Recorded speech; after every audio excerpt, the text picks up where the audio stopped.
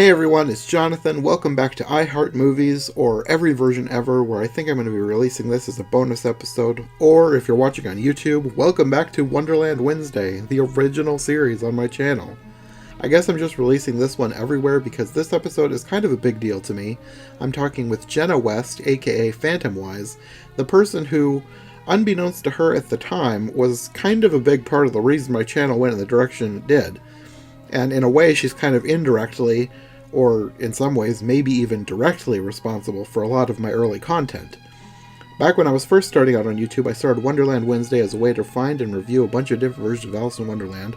My friend Rachel Wagner had suggested I review the 2010 Tim Burton film because I liked it, she didn't, and she thought it'd be a good idea for me to talk about what I liked about it.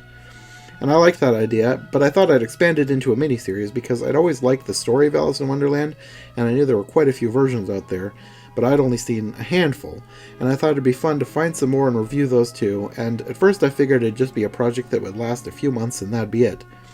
But at some point in there, I discovered Jenna's blog, Still She Haunts Me Phantomwise, on Tumblr, and I realized that there were so many more adaptations than I had ever been aware of. Eventually, I found her YouTube channel, which had archived a few really old and obscure versions, and at some point we actually got in touch, and I guess the rest is history. So all that to say, I've wanted to have Jenna on my podcast for a long time, and I'm so excited that it's finally happened.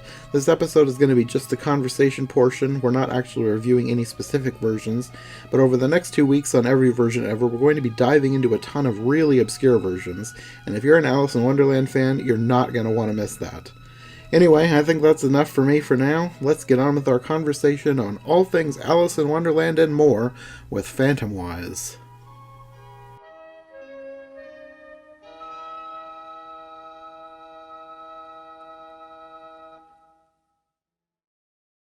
Okay, so I guess to start we could do like general info. You want to let us know a little bit about who you are, what you do, and that kind of thing? Okay, my name's Jenna West. I'm known as Still She Haunts Me Phantomwise, or just Phantomwise. I have a Tumblr blog that I don't update anymore. Uh, his Tumblr is toxic. But anyway, and then I have a YouTube channel, Phantomwise as well.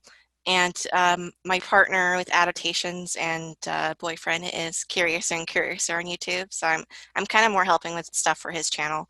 Um, and other than that, I'm kind of known as the Alice adaptation expert, um, the collector. And I guess, like, personally, I work at Disneyland as a day custodian. So I'm really into Disney as well. I'm into a Mhm, lot of children's literature kind of stuff, but mhm. Alice is the true passion. The one. Yeah, that was going to be another question I had. Yeah, Like, I know you because Alice. yes. Like that's how I discovered you. I think I found your blog first, or maybe it's the YouTube channel. I don't know.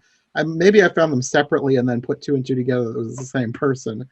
But like back when I first started YouTube, your information is like what helped my channel do what I did, like do all the Alice reviews. I found so many things that I don't think I ever would have found without your blog, sort of listing out all these obscure versions that nobody's ever heard of. A lot of it actually, you won't believe it, but at the time, the thing of why Alice is so important to me is it helped me a lot with my depression and getting over my shyness with people. And Mm, because before that, I'm actually, I wouldn't have been this talkative before I started Alice and working at Disney. That also made me more talkative. But mhm. anyway, so when I got into Alice, it was more of a coping mechanism, and I actually would spend all night looking at through Google search and Google Images looking for obscure adaptations because I wanted the most complete list. Everybody else, all the other Tumblr blogs had adaptation lists, and I was like, these are not complete. I know they're not. So it Yeah, was it was this thing about I want the most complete, and it just kind of ended up being a rabbit hole. It's like, oh my gosh, there's so many. Um, and there's still a lot out there that we don't know about or that we don't mhm. have access to. So it's like it never ends. Yeah, really. Yeah. In fact, we have clips from like one that we're going to talk about later that we don't have the full one for, so that Mm, it's all these little pieces we're trying to find. yeah. Yeah, there's a lot that I probably read about it on your blog that I am interested in seeing, but everything I find says that it doesn't exist anymore. Like especially older ones. There's Mm, older silent versions or older TV versions that they just don't exist, which is kind of sad, but it is. maybe And someday someone will discover one somewhere. we know of at least one early TV version that was recorded, but it went missing. So Hmm. maybe one day it will be recovered. That one is oh darn, it's the 50s one, and it has Arthur Treacher, but it's not Kraft Television Theater. Um, it's Through the Crystal Ball. That's, I think, 1949. Hmm. Yes, so that one's out there somewhere. We'll find it. You never know. It's amazing things have been found. Yeah. Yeah, So looping back, you talked about liking other children's literature too. So what are some other stories that you really like? I really like when I wasn't really into Alice when I was little. My big thing was Wizard of Oz. Okay. Yeah, I was really into I wore like the red shoes. I was in a ballet version of Wizard of Oz as a kid. So I was really into that. I'm not as into Oz as I used to be because Oz is a little too utopian for me now. I prefer the chaos of Wonderland. But because I mean really, but that said, I still love Oz. For instance, one of my favorite movies is Return to Oz by Disney. Um, Okay. yeah, but I love fairy tales. I like Nutcracker, for instance. That's another one of my favorite kind of stories that I like. I'm not like super obsessive about Alice. Like Hmm. I don't look up every version of Nutcracker, but I've seen a few, and Hmm. um, I like Peter Pan as well, not as much. So I've read a lot of children's literature in general as well. uh, Anne of Green Gables, just to think of a few, Pinocchio. So Hmm. I really love children's literature and the way it speaks to a child. Um, and I love reading that kind of stuff to kids as well. Winnie the Pooh is another one. I can't believe I almost forgot that one. Madeline. So it's like it's so much fun just to read it with a kid, and then they just like open up and Hmm. I don't know. There's just something very magical about telling stories to children, which is something I think Lewis Carroll really also felt, especially in the Alice book. He specifically talks to the audience like he's talking to the kids, like Mm. he's telling them the story. So there's something very magical about children's literature. So it's always appealed to me. Okay. Yeah, it sounds like we have some crossover interests because I really like a lot of that stuff too. Yeah. But I don't know that I would count like all the classic literature as children's books, but when I was a kid, I had abridged versions of a lot of classic literature. So it was all kind of lumped together for me. And now that I'm older and I'm discovering that so many of these books have been made into movies many times, I'm just really curious as to see how different people put their own spin on the story. And it Yes. started with Alice when I started this series, but after a while I started realizing there was more than just Alice that had been made so many times, and that's why I eventually turned the Alice series into this podcast. Yeah. Just because I really like the idea of seeing all these different stories that I love just interpreted in different ways. It's just really interesting to me. It's fascinating, like Hmm. how someone could take the same source material, see something totally different in it. Yeah. Um, because I had a lot of people like, why are you so into this? Why do you collect different versions? And it's like, hey, there's like a gothic version, the cartoon you could go any direction. Hmm. And it's not just Alice, though Alice, of course, lends itself very well to that. Hmm. But you could do all sorts of things. Like I found out that there was a steampunk Secret Garden from your channel, though I still need to watch it. And I'm like, I want a steampunk Alice now. Hello, Yeah, you know. really. I don't remember if that was something we mentioned, my cousin and I, when we were reviewing it. Was like, there should be a steampunk Alice. There should, It just yeah, seems like the perfect story that would lend itself to. yeah. Actually, there should be steampunk everything. Yeah, Steampunk Peter Pan would be cool. I don't know if that's been yeah. done. Yeah. But anyway, so it's so interesting to see how different people take different looks at these stories, and it makes it all brand new again. Hmm. So, do you have like a favorite version of Alice? Oh man, that's like asking if I have a favorite child, but I do. Um, it is because even the really bad ones, I'll have a fondness for. There's only a few where I could really say I hate them, and it's really hard for me to watch. Like I can't watch the 2010 animation one. That's not Burton. The Yeah. one, yeah, that one's really hard for me to watch. I still haven't sat through it. Um, Opera's hard for me to watch. But anyway, my favorite ones completely.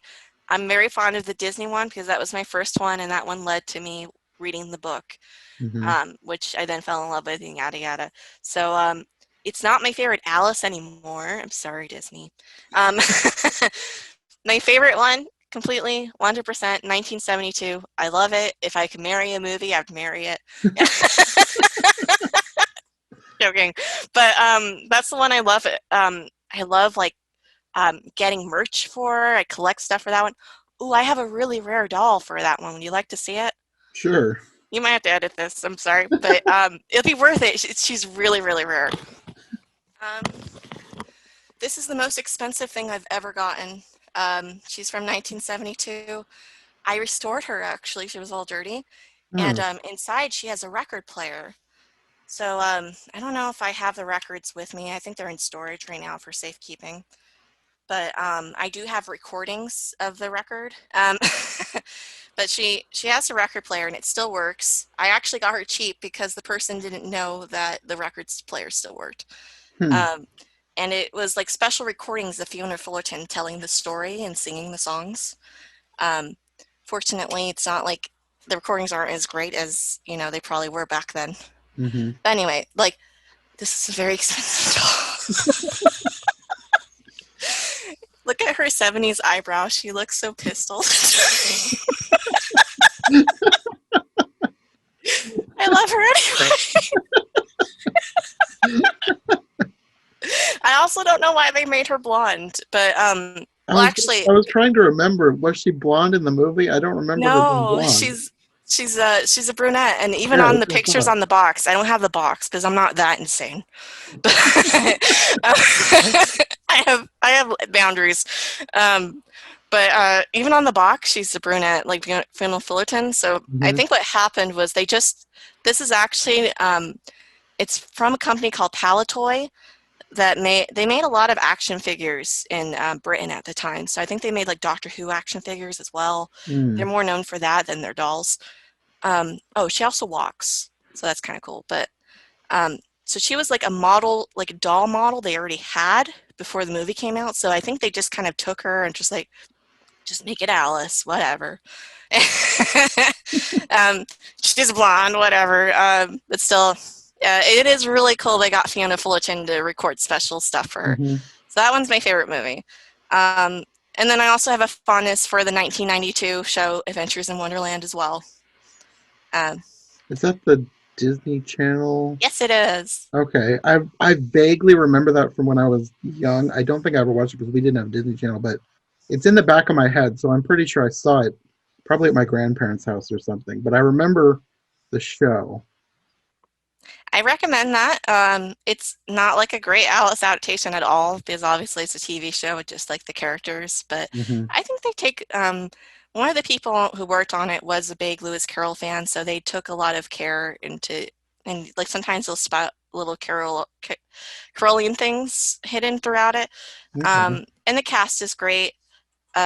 So yeah, I highly recommend that, and you should check out the outtakes if you do because they're pretty cool.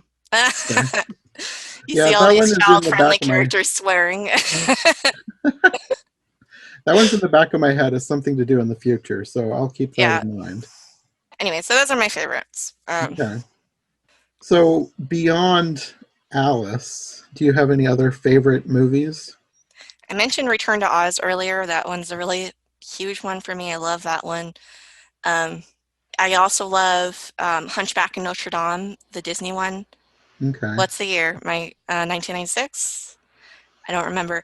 I was gonna Um, say 98, but I might be off. I I think don't remember 98 for was sure. Milan. Here I am, the I think Disney you're right. fan. I think you're right. Yeah. Um, well, that, and I remember being really young for that, and the whole.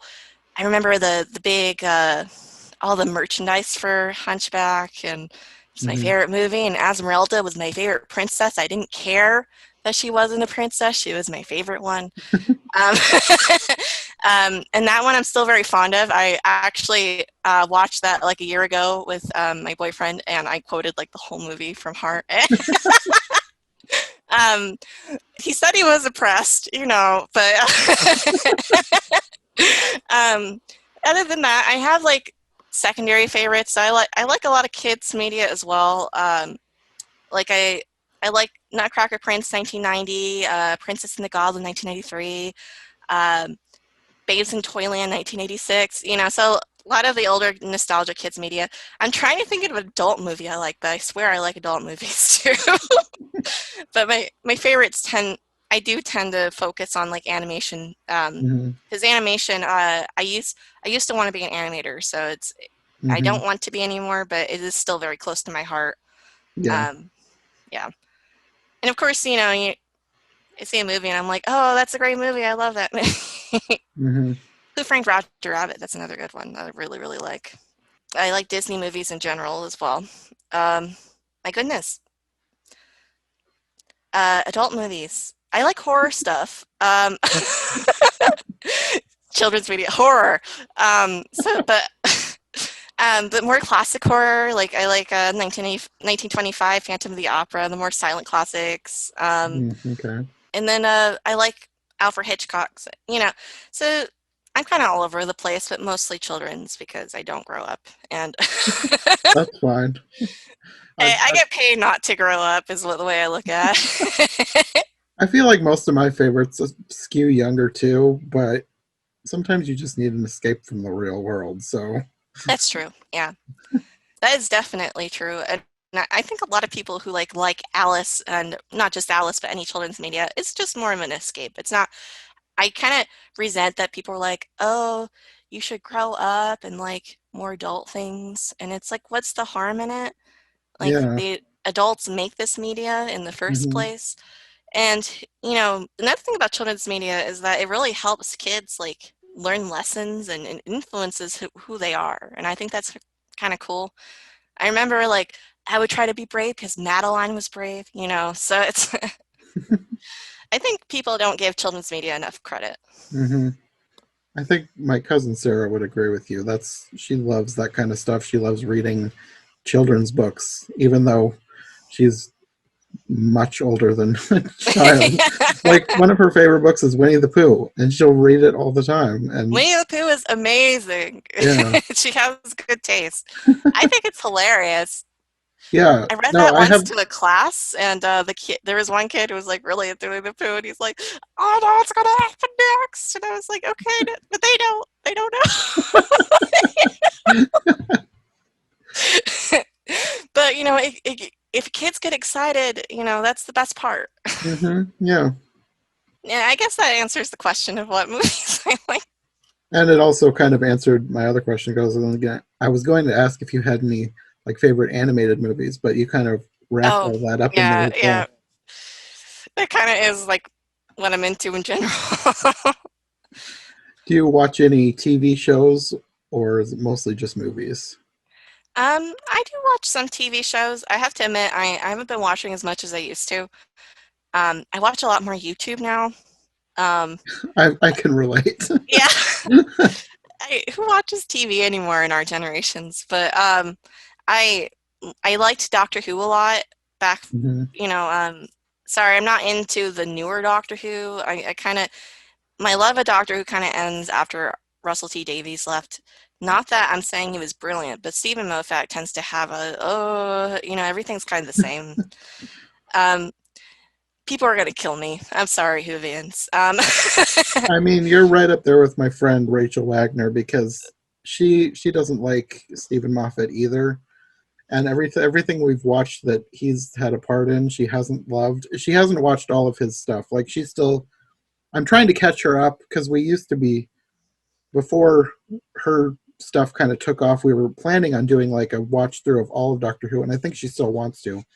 But everything she saw of Stephen Moffat, she wasn't a fan of. I think the thing that set her off was Sherlock. She hates season 4 of Sherlock, which I haven't Oh, watched yet because she's I don't know if she's poisoned me against it, but I'll watch it eventually. But she says it was horrible, and I Oh haven't no. heard too many people disagreeing with that. I don't know if But I've seen that one actually. I've been really behind on Sherlock. It's kind of easy to get behind in a show that doesn't update yeah, that much.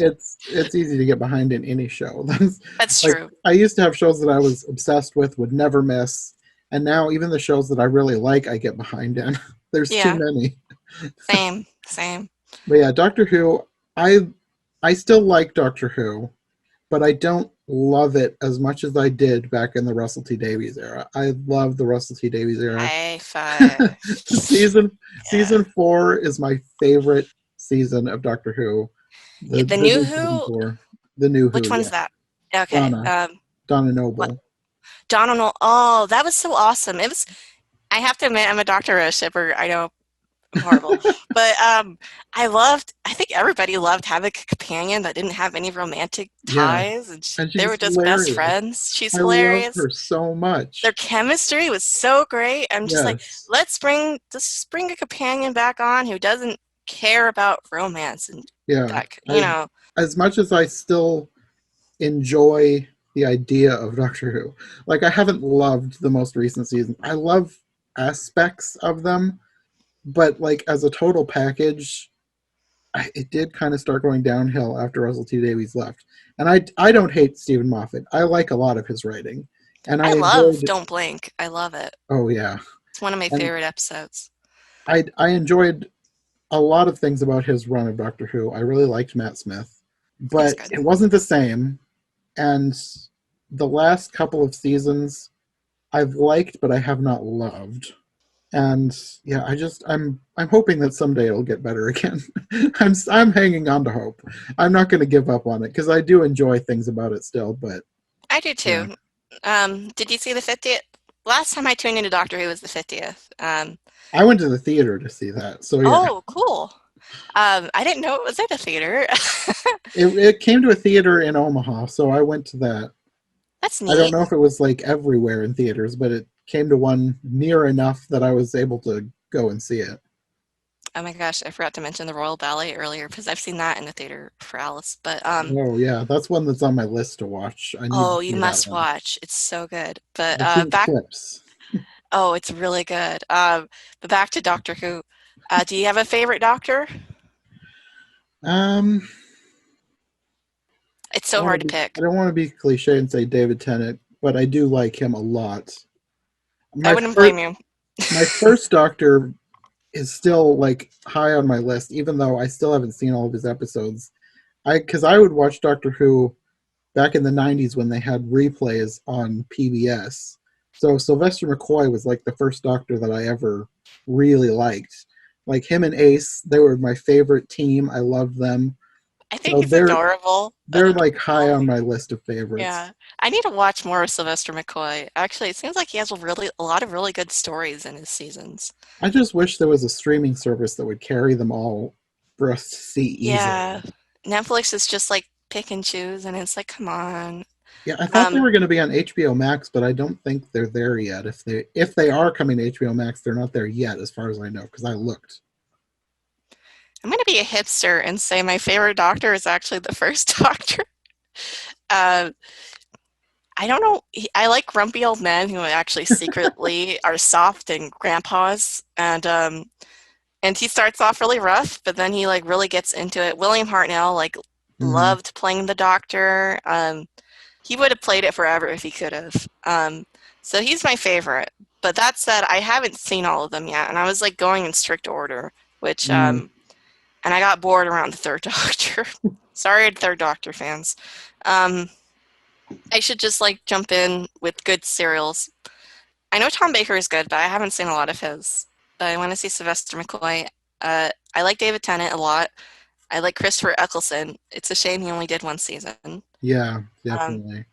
and I wish He's he up came on my back to list do the too. 50th. It would have been so good if he did. Yeah. Apparently, the original plan was for him to be in the place of what became the War Doctor, and I would have liked that so much better. Like, no hate to the War Doctor, he was great too, but I wish it would have been Christopher Eccleston. I would have liked Same. that so much. Yeah. Yeah, it's a shame. I did think it was cool that Paul McGann came back to do a Yeah, regeneration scene. I yeah. like Paul McGann too. It's too bad he didn't get his own season. Mm-hmm. Um, and I They, mean, I know the TV show, the TV movie is a little, but I yeah, like him as the Doctor. It's yeah. very Victorian-esque. Another thing that I wish that they would be able to do is have somewhere where we could listen to all the audio dramas, because I know that there was a lot of audio dramas for the Eighth Doctor, and Yes. apparently they're really good, but there's no easy way to listen to them all unless you like buy them all individually, and I'm not really made of money, so Yeah, yeah, that's true. And I'm not really made of money either. Hey, there should be like a audio streaming I've said service. that for years. There Yeah. needs to be like an Audible, but everything Yeah, not not for, it's just not free, books. but like it's like Netflix for books. Yeah, yeah, subscription. Yeah. Yeah, Why not? Come on, there's a streaming service for almost everything now. That's like the one thing that's still missing. yeah, there needs to Yeah, be something like that. yeah. And that'd be kind of cool too, because then maybe they can bring up like older radio broadcasts that haven't been listened to for years, and Yeah, probably wouldn't cost them, they might be public domain. So, yeah, um, so that would be cool, actually. yeah. Somebody needs to get on that. Somebody needs to get on that. I come up with a lot of good ideas, but I never do. Don't know how to do them. And then TV shows still. I also like kid TV shows. My Yeah. favorite one was Sophia the First. Unfortunately, it's kind of dead now. I remember I forced everyone to watch a clip of Sophia the First in my class for a presentation. And that was fun for me. Um, let's see. I also like crime shows, and I like ghost hunting shows. Not because I like ghost stories, not because I actually believe in ghosts, but just because I like the stories. I'm like, Hmm. yes, tell it, make it spooky. Spookier the better. My favorite one actually is a YouTube series called BuzzFeed Unsolved, which I know BuzzFeed, but it's really really good. You got the one guy who really believes in the ghost, and you got the skeptic guy who doesn't, and they work together, and it's hilarious. Um, they don't find anything, but it's worth it every time just because they're so funny. Yeah, Well, the guy who believes thinks he finds stuff, yeah. but Every time I've seen any sort of ghost hunting show, they never actually find anything, even though they like. There's always somebody who thinks they found something, but I'm like, did you really? did you Or was that really? just some static on your radio? What's also kind of interesting is I used to watch Ghost Hunters, which was like, that really big TV show with the guys that were plumbers by day, ghost hunters by night. And quite a few times they actually came across the host of the owners of the areas they were going to, trying to scam them into believing there Hmm. were ghosts.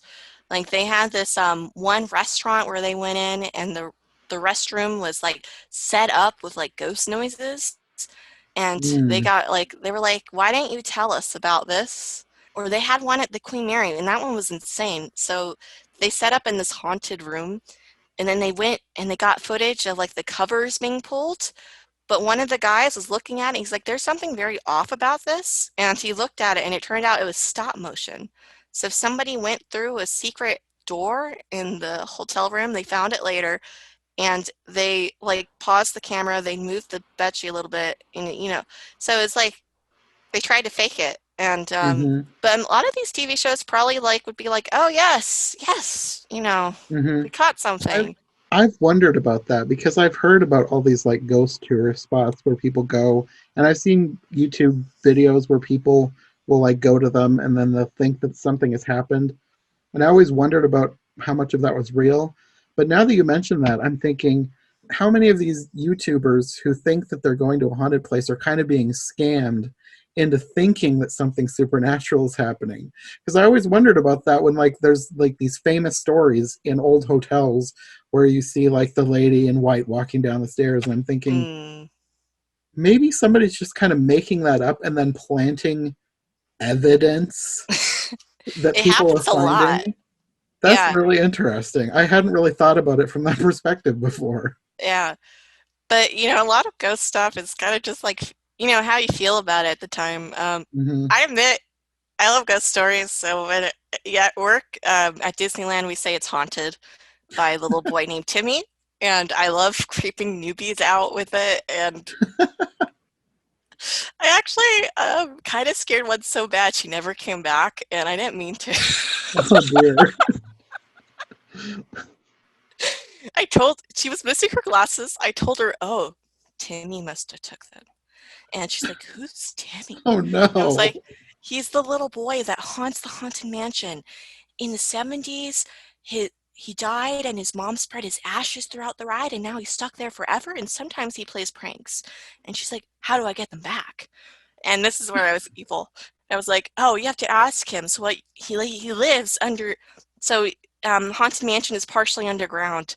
Uh, so I told her, go under the attic, which is the darkest part in the whole attraction, um, and ask for your glasses back. And then I was like, "Well, I'm off. Bye." No.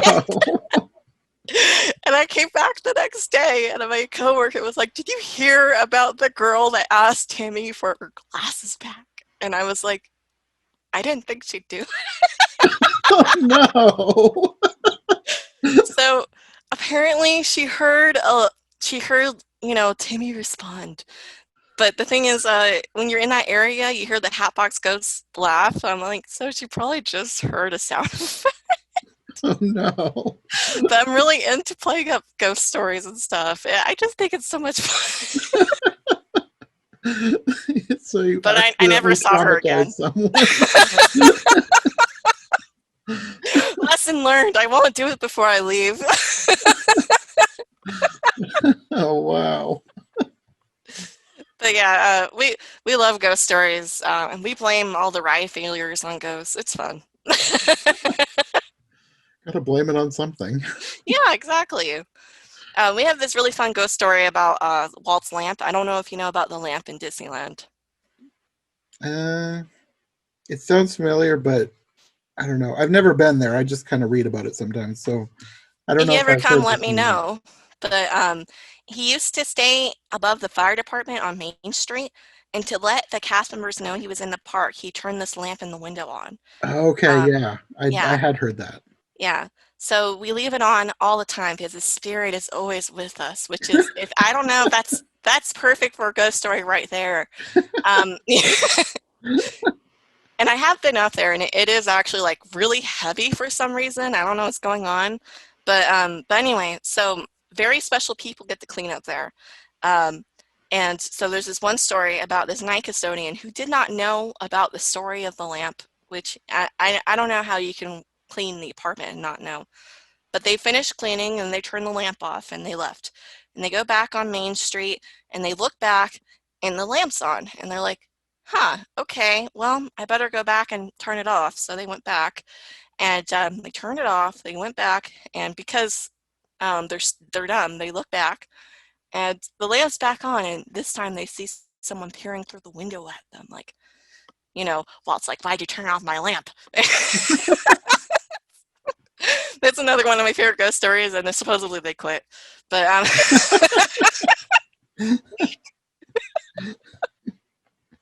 stay on. Anyway, sorry. I love ghost stories. So that's one of my big. What was the question? Oh my gosh, I'm sorry. I went off on a tangent.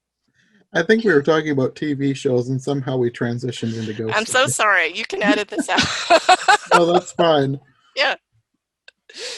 So we should probably move on.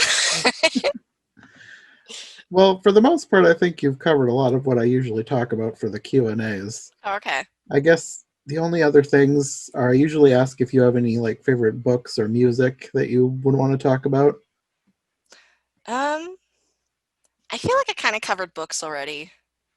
Okay. Um, though I am into like romances as well. Like I like Pride and Prejudice, which is the thing everybody likes. I like Jane Eyre. I read a lot of fan fiction. I'll admit that. Um, um, I I used to be into fan fiction when I was obsessed with Smallville because I wanted more I've never seen Smallville. that. It was on the CW, it used to be the WB. It was Superman as a teenager. And for Oh, some reason, there was lots of people writing fan fiction about it. And I got like heavily involved in that community. That was like the only thing that I ever got like super into to the point of like consuming and writing my own fan fiction. And I don't know what happened to that stuff that I wrote, but I hope it is lost forever. I still have my account, but I like won't show it to anybody I know. Like I know people were like who want to know, and I'm like, no, you will never know. But I love fan fiction, even the really bad ones. I'm like, yes, give me the weird ships. They're so bad. Um, one of the weirdest ships that I love that I've ever read is like Dumbledore Dobby. And it's like, What? I don't even want to know. I would be so disturbed. but I love how weird people get. I just like, um, and then sometimes they do it well, and I'm like, oh my gosh, you ruined everything because you took this weird ship and you made it good. How do you do? So it's like, how can I look at these characters the same? Um, or, sometimes it's just really, really funny. Of course, everyone's heard of this one, but one of my favorite fan fictions will always be My Immortal because it makes me laugh so much. Um, I don't know if you've heard that one. Hmm. It's a really famous bad Harry Potter fan fiction, and it's like really, really bad. She turns everybody into goths and gives them bad goth nicknames. Like I think she renames Harry into vampire, and Dumbledore curses, and Hagrid actually literally says, "I'm a Satanist," and it's crazy. It's hilarious. It wasn't meant to be taken seriously, I'm pretty sure. Um, but yeah, people like love that fanfic. There's like people act that fanfiction out. You can find adaptations of it. Um, Wow. I didn't get that into fan fiction. I didn't realize that people got that into it. oh yeah, especially Harry Potter. I used to be into Harry Potter fanfiction. I used to be in Disney fanfiction until then I wasn't into Disney category anymore because Jonas Brothers invaded the category and it was all just Jonas Brothers. And I was like, oh no. But yeah, okay. Anyway, so I mean, I read a lot, but it is a lot of fanfiction. And then I also read a lot of classics because they're all public domain. You can bring them up on your phone and I can just read it on break. So it's really Mhm. nice. But yeah, like the last one I read was Pinocchio. And that one was actually surprisingly good, though very, very dark. Yeah, I like we read Pinocchio like as a family when I was little, and I remember it being very different from the movie. Yeah. I don't remember everything, but I remember a lot of things that I don't know that they really sunk in how dark that they were at the time because I was pretty young. But thinking back, remembering the different things that happened, I'm like, this doesn't seem like a kid's book. And yet it is. I don't know. It's children's literature can be amazing sometimes. My favorite part is when he kills the cricket. And literally the ghost of it haunts him. So Yeah. it's there's all kind of weird stuff in it, but and I remember thinking this is really weird, but then there were like a lot of parts that really genuinely made me laugh. I can't remember them right now because it's a long book, Hmm. but I definitely recommend it if someone likes a Disney movie and they think they can get into something a little darker with it. I actually think the Disney movie was kind of fair for the time because I understand Pinocchio is a very annoying character. You want to kill him, and when he almost dies, you're like, yes, die. You are so annoying. But uh, but that's also part of his character arc because later he's very annoying, but then he gets not annoying and he actually grows up a little bit and you start to root for him. The Disney one is missing that. He doesn't really grow. Um, so Hmm. that's one thing I would say the Disney movie didn't really get, but at the same time, that would have been an extremely annoying movie to watch. I don't know Yeah. if you've ever seen this live action Italian version of it. It's like very famously bad. I can't remember the year or the director for it, but it was very faithful and the Pinocchio is extremely annoying. Like Mm. nobody likes it. I'll probably find it eventually because Yeah. Pinocchio is one on my list to do for the podcast at some point. Yeah, I'm sure there's lots of good versions of Pinocchio out there. That's one version. That's one story I haven't really looked into adaptations for. I know there's one coming by Guillermo del Toro that Really? everybody's been looking forward to. And I'll be Hopefully really he does interested it. to see what he does. Yeah, he does tend to have like is it like in post-production? Because he does tend to have like a lot of projects that he I think so. says he's gonna work on, but then doesn't. I feel like it is. Okay. 'Cause I think I saw some clips or Oh, pictures. It has been a that's little good. bit since I've seen anything from it, but I know that it was in development at some point. I feel like it was for Netflix because Netflix is trying to get into animation big time. Like Oh, cool. they in the future they just recently said they're wanting to do 6 animated films a year from Oh, wow. all different directors. Like they're really trying to get into animation. And I'm pretty sure that was one that has been in production for a while. That'd be nice. I'll And have to look at. animation doesn't really like, especially nowadays, the CGI animation. I feel like actually good animation is kind of dying out a little bit. So Well, that's I think nice. this one at least is going to be stop motion. Oh, that's cool. And that's Yeah. especially cool considering he's a puppet. Yeah. Um, yeah, that sounds awesome. I'll watch Mhm. that. Yeah. No, Netflix, from what I've heard, they're planning on doing like a wide variety of styles of animation. Because there's one that I'm really looking forward to based on one of my favorite books from childhood that like nobody has ever heard of called My Father's Dragon. Like I've checked that book out from the library so many times. I loved it so much. And like I don't think anybody even knows what that is. But I don't. Netflix is working on an adaptation of it and I'm really excited for it. That's awesome. I'll have to look into that. And that That's one's really going to cool. be hand drawn, as far as I know. Oh, it's amazing. Yeah, Hand-drawn animation is dying, sadly. yeah. Hand-drawn animation has always been like that's what I wanted to do when I wanted to be an animator as a kid. I wanted to do Hmm. hand-drawn. I was like, I don't, no CGI, hand-drawn. Hmm. But it's really dying out, and it's really sad. It's Yeah, too bad Princess and the Frog for Disney didn't do too well. yeah. Um, I'm still holding out hope that someday in the future Disney will get back into hand drawn stuff. I would love that, especially since you would think it'd be easier now. Yeah, and they could do smaller budget stuff for Disney Plus too. Yeah, it's And true. their recent announcement of like they're going to be focusing on Disney Plus now makes me think that they'll try and do things with smaller budgets. And I'm hoping that maybe they'll greenlight some hand drawn projects. They did one this past year, a few months ago, but it was based on a TV show. It was Phineas and Ferb, the movie Candace Against the Universe, which, if you like Phineas and Ferb, highly recommend the movie. It was hilarious. I'll check that That, out. It's that's been a an while.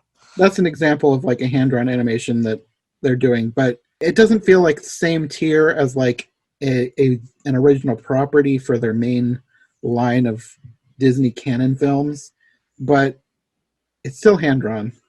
So it's something, and it's really funny if you like Phineas and Ferb. It's hilarious, so it's worth watching for me anyway. Yeah, it's been a while since I watched Phineas Ferb, but it was hilarious. It was the only good thing left on Disney Channel at the time. Yeah, if you're familiar with Phineas and Ferb and you have Disney Plus, I would go watch the movie. It's really good. I will do that. They But followed it up. They followed up the series really well. it's good. I didn't even realize they made a movie so much later. Um, Yeah, I think they greenlit it as something that they could have as like a familiar property for Disney Plus because mm, they're trying to launch Disney Plus. Like, I mean, it is launched, but they're trying to get as many people as possible to subscribe. Played to the And nostalgia factor a little bit, like High yeah, School Phineas and Ferb Musical, has been. the show. Yeah, I still haven't watched that. I never watched the movie, so I haven't watched the show either. Did you see the D23 announcement for it? It's so funny. Um, because he's like, the guy's like, I have something special to announce. You all loved High School Musical. Get ready for High School Musical, the show. Silence. Nobody cheers. And he's like, oh, they don't get it. It's High School Musical, but they're putting on the musical, and it's a show.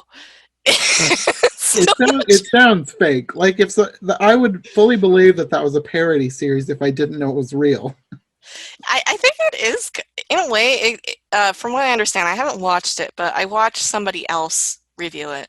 Um, from what I understand, it kind of knows what it is, so that's Okay. good. So it is a tiny bit parody-ish, but it's also like trying to be Glee, like Disney Glee. Okay. Um, so it's I guess it's not as bad as it could be, but it is kind of like, man, read the room. Everybody who watched High School Musical is kind of grown up, and we're not really into watching teenagers act out High School Musical. Yeah. If anything, the show would be for the younger generation now. Oh my gosh, I remember and I was in that generation too. I remember everybody like trying to learn the dance moves in my class, and um, I was like, I'm not into that. I don't dance with y'all. But I don't know anybody who was genuinely excited to hear about this. Um, and I know a lot of Disney fans. But Hmm. yeah. Uh, Somebody must be watching it because I think they ordered a season two, and they're putting out. I saw like an announcement of a Christmas special, so somebody must be watching it. Somebody must be watching it. Someone's bored in quarantine. That's what's That could very possibly be it.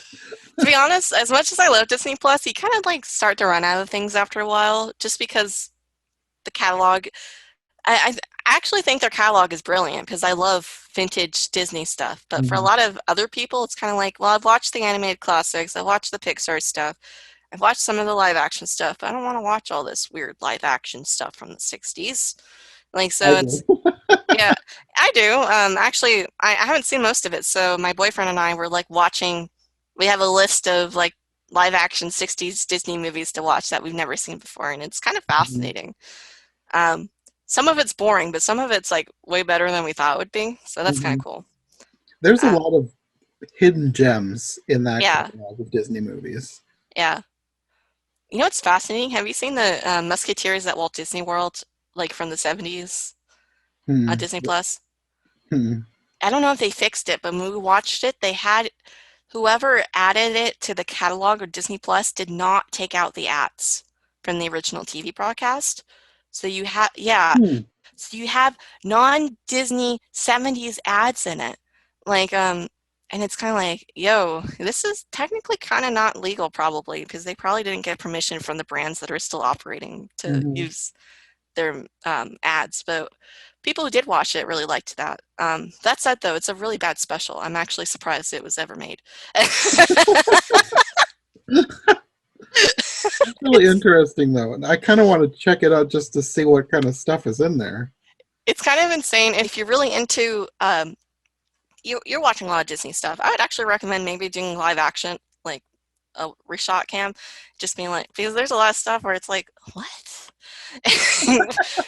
Does this make sense? So Hmm. yeah, it's really weird. I don't know if you ever watched the 70s Mickey Mouse Club. It's, Hmm. it's kind of the lame Mickey Mouse Club nobody wants to remember, but it wasn't that bad. Eventually, I want to do more Disney stuff. I kind of have an idea in the back of my head for a Disney focused podcast, but I have so much going on right now that it's on the back burner.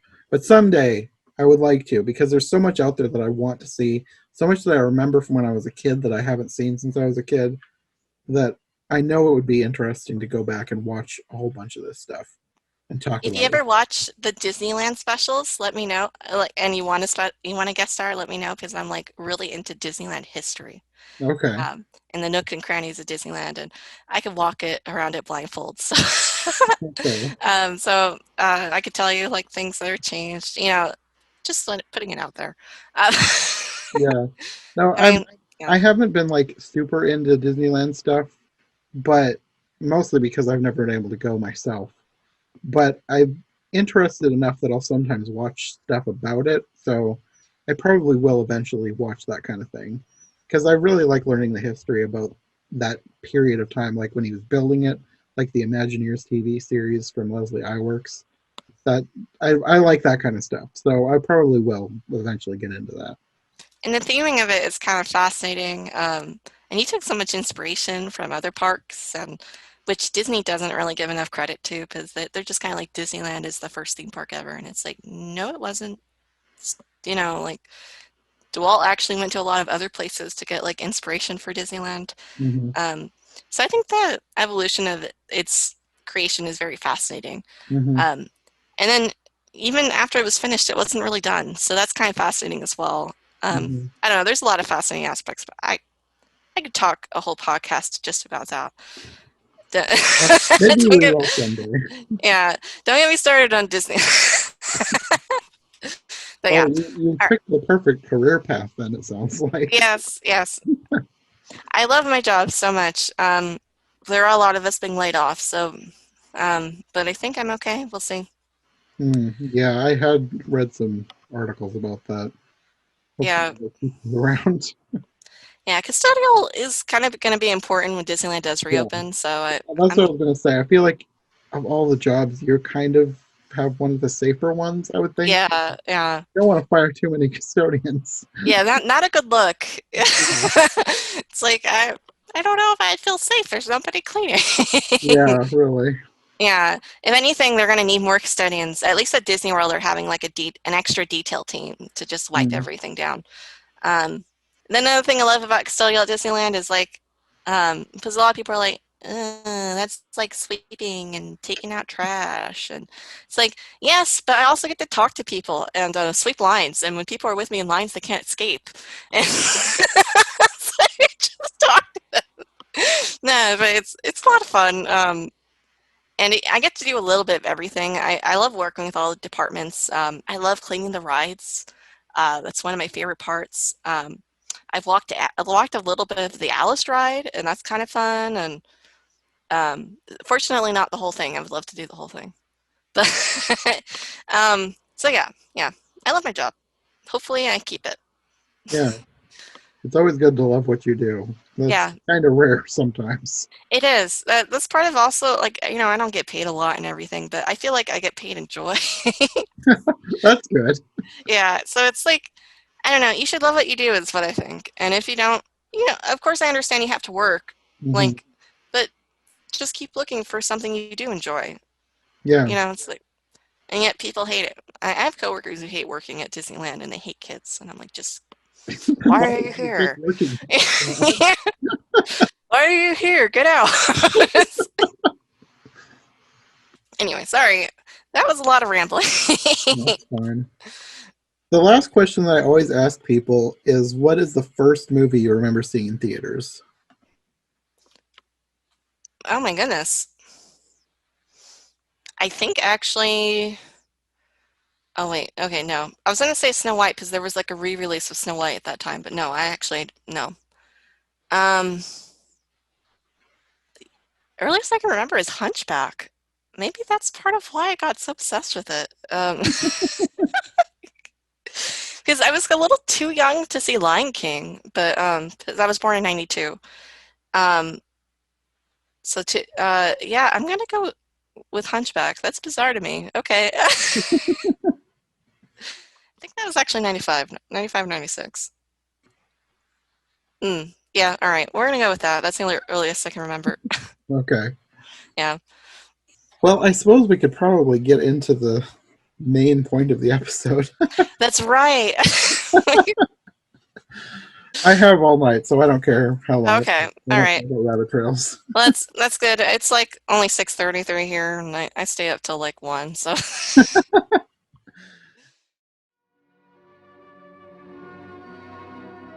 Thank you so much to Jenna for joining me. If you want more from her, I'll have her links in the description below. And like I said at the beginning, come back next week on Every Version Ever, and of course Wonderland Wednesday on YouTube, for more from both of us.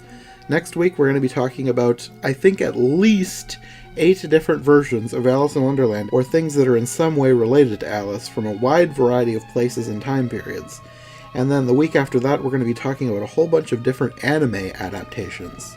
If you're an Alice fan, you don't want to miss these episodes, so we'll see you then. Thanks for listening.